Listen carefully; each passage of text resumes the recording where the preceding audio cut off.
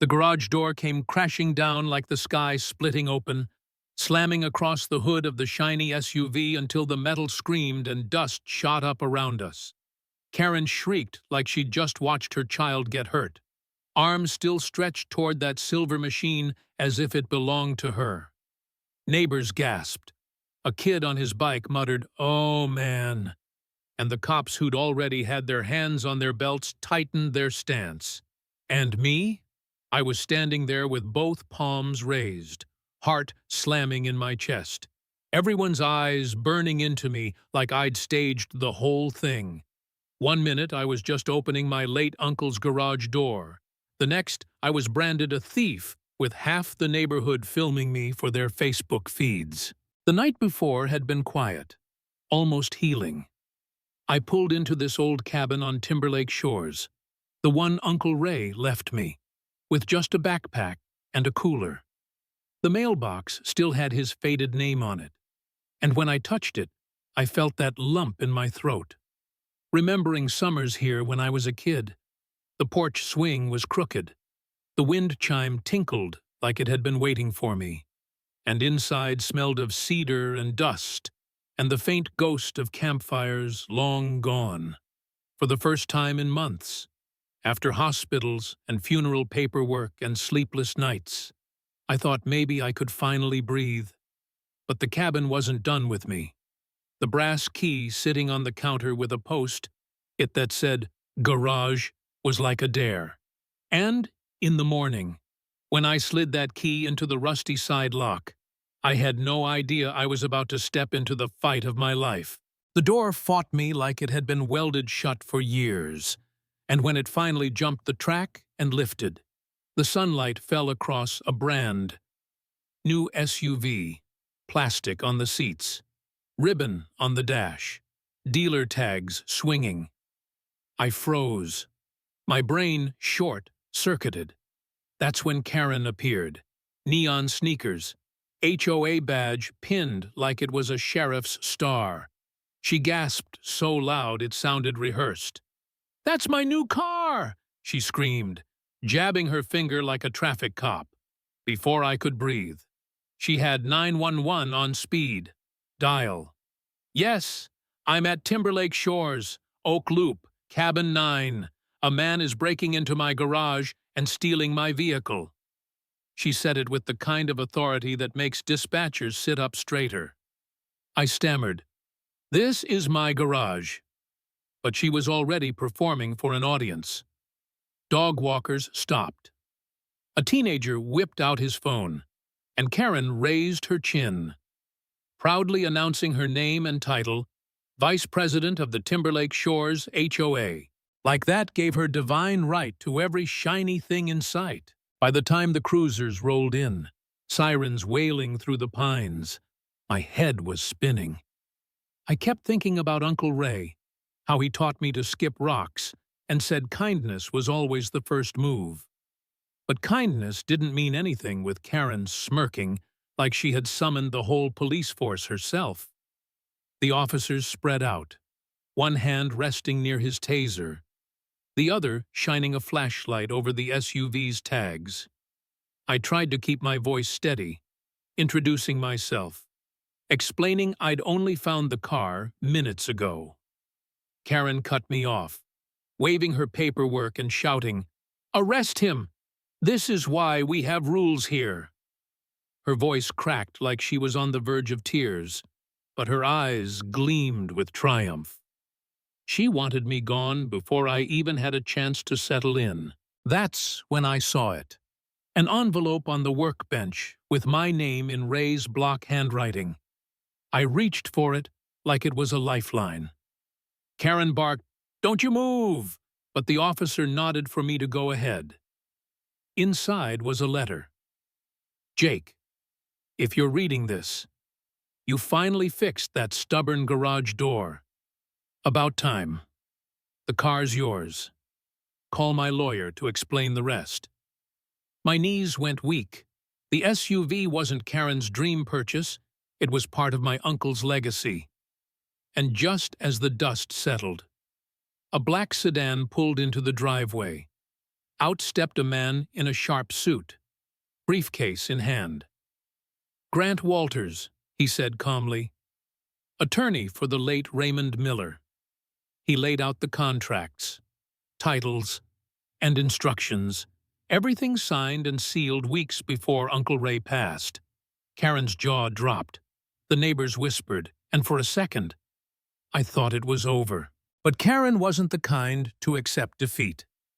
That evening, just as the sun bled red across the lake, she returned with backup, a broad-shouldered man in a polo shirt stitched with HOA security. He introduced himself as Carl, voice flat and cold, as if he'd been waiting for this job his whole life. They stood on my porch, Karen's arms crossed, eyes scanning my driveway like she owned it. "That garage door is a safety hazard. You have 24 hours to clear it. HOA policy," Carl said. Karen smirked and added, "And that SUV belongs in a garage, not cluttering our shared visual space." My fists clenched. This was my driveway. But I bit down hard and said fine. I'd handle it tomorrow. Karen's smile was tight, like she'd just won round 2. And when she left, crunching gravel under her neon sneakers, I knew this wasn't the end. That night, an anonymous text buzzed on my phone. "Enjoy the car while you can." I froze on the back deck, burger half eaten, flashlight in hand. Footsteps crunched beyond the tree line. Careful, deliberate, like someone didn't want to be heard. My chest burned as I called out into the dark. Nothing. Then a car door slammed down the road. I didn't sleep. Every creak of the cabin felt like someone moving inside. By morning, my resolve was cracking. Maybe Karen was right. Maybe this place was too much for me. I wasn't strong like Uncle Ray. I was just a guy who worked at a hardware store, stumbling into a fight against an HOA president who seemed to have the whole neighborhood wrapped around her finger. For a moment, I wondered if I should just walk away, sell the cabin, let her win. Maybe I wasn't cut out for this. But then I saw it, spray paint dripping across the plywood boards I'd nailed over the garage. Big red letters screaming, "Thief, get out!" My blood went cold, then hot, rage boiling where doubt had been.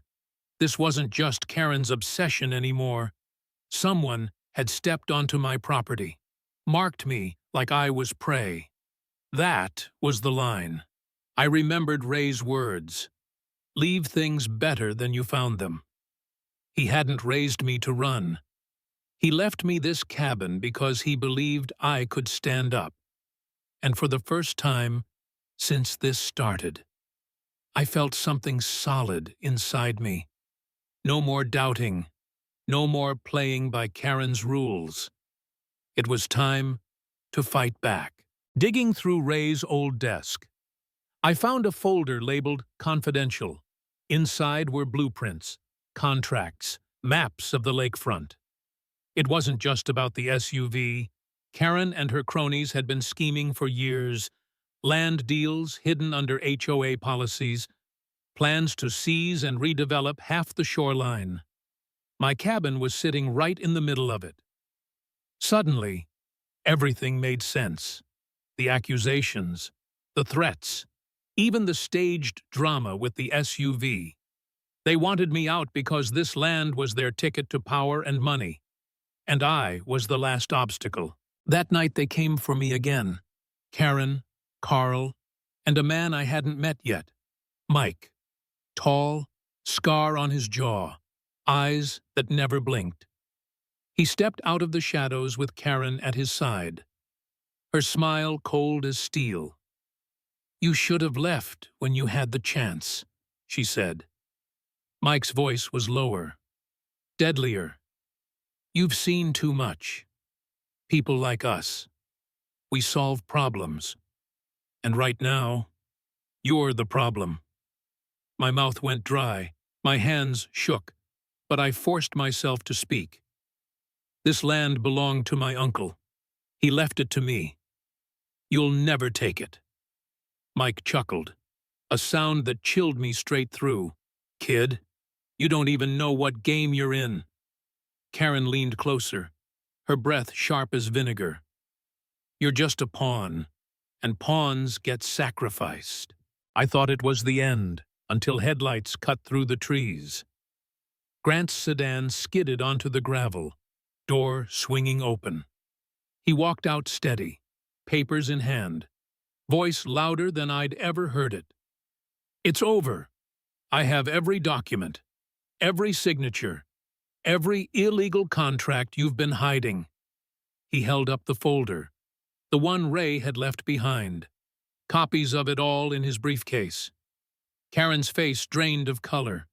Mike's posture stiffened. The cops arrived minutes later, summoned by Grant's call, under the harsh beams of flashlights. Karen stammered excuses, waving her HOA badge like it was still worth something. But the officers read the evidence, listened to Grant, and turned their eyes back to her.